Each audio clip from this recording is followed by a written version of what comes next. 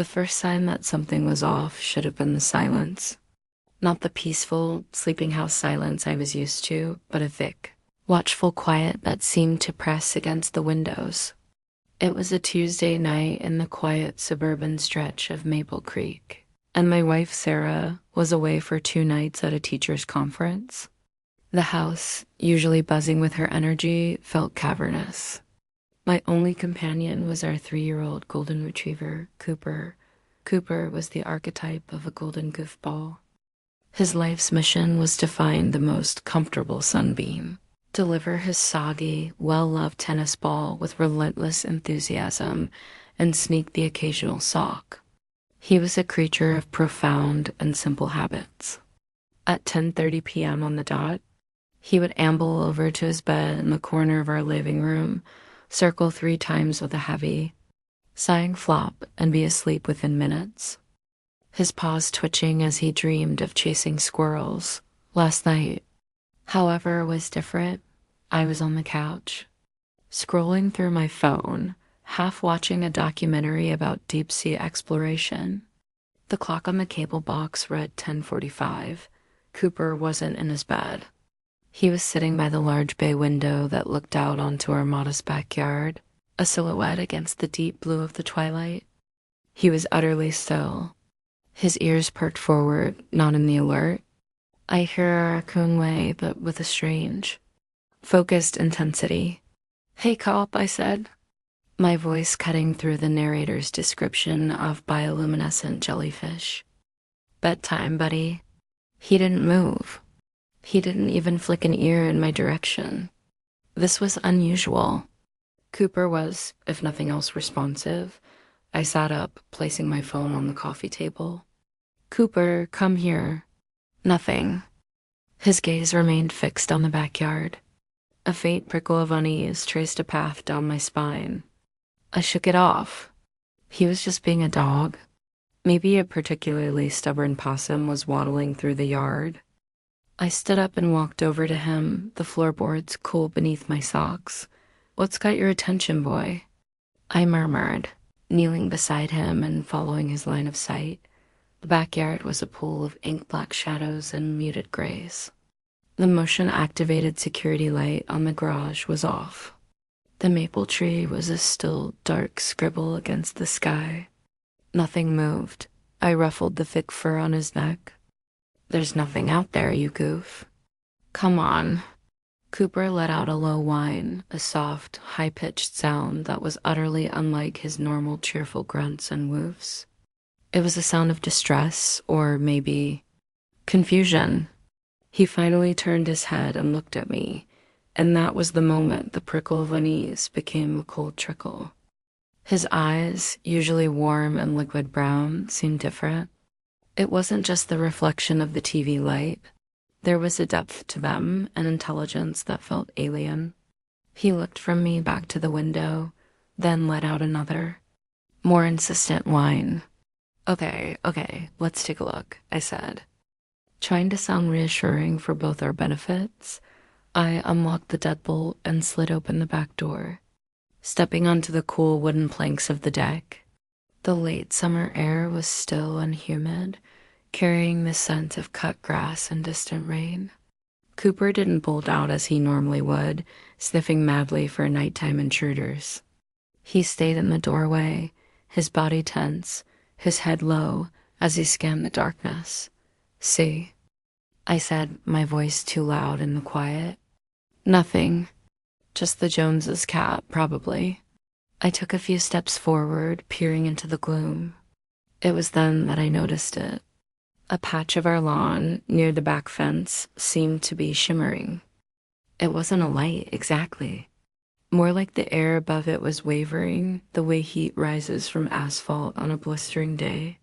But the night was cool. I blinked, thinking it was a trick of my tired eyes. When I looked again, it was gone. The yard was just a yard, I chuckled nervously, getting spooked by my own imagination.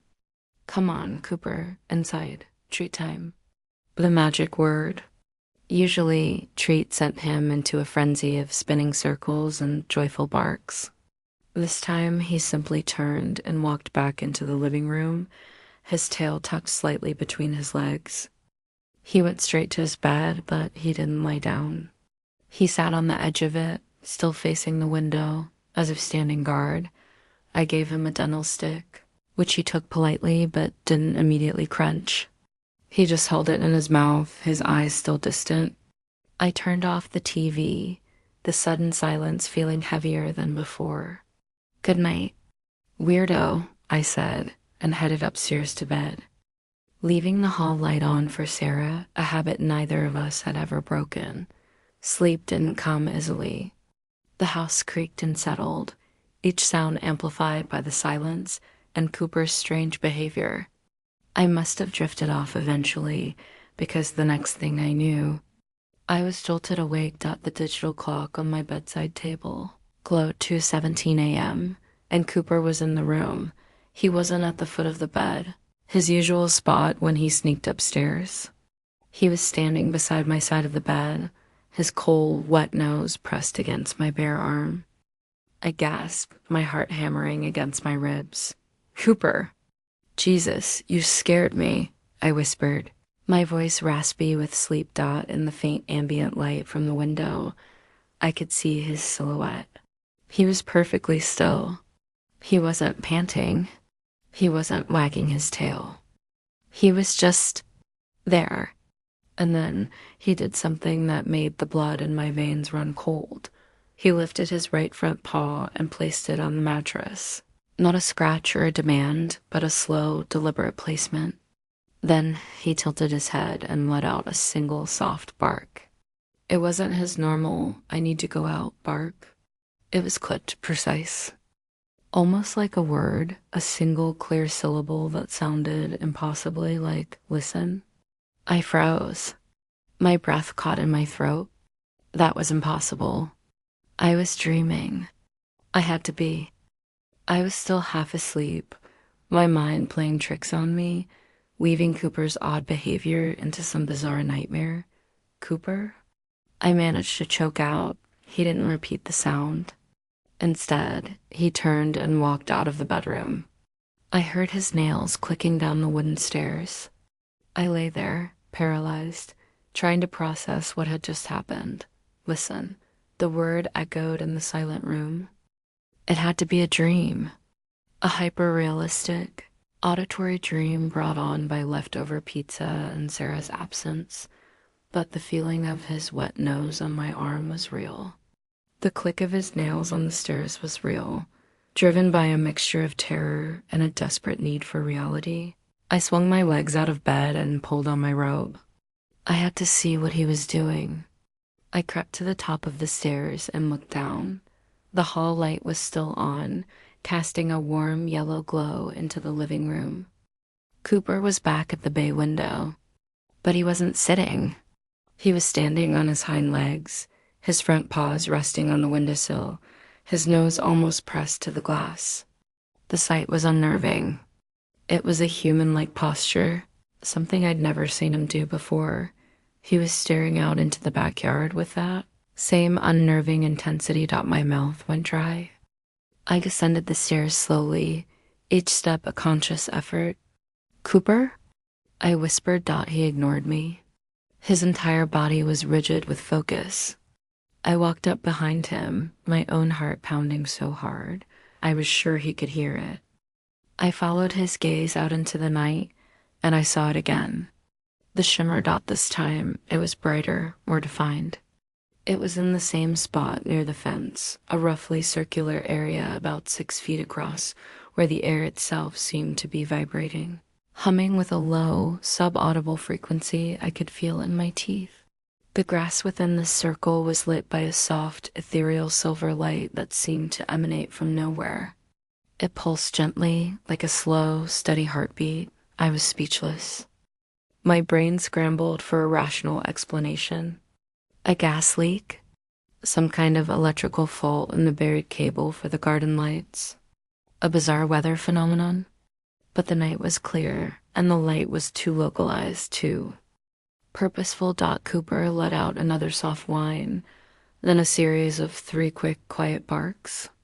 They weren't barks of alarm. They sounded like communication died as if in response. The shimmering in the yard intensified. The silver light brightened, and for a split second, I saw them. Figures. 3 of them, tall and slender, standing within the circle of light. They were silhouettes, devoid of detail, but their proportions were all wrong, too long, too thin. They were there for less than a second, a fleeting image imprinted on my retina, and then they were gone. The shimmer vanished, and the backyard plunged back into normal. Profound darkness. The security light on the garage flicked on. Triggered by a wandering raccoon that scurried along the fence line, I stood there, frozen, my hands gripping the windowsill for support. I couldn't breathe. I couldn't think. I had just witnessed something that defied every law of physics and reason I knew. And my dog, my simple, happy-go-lucky dog, had been trying to show me. I looked down at Cooper.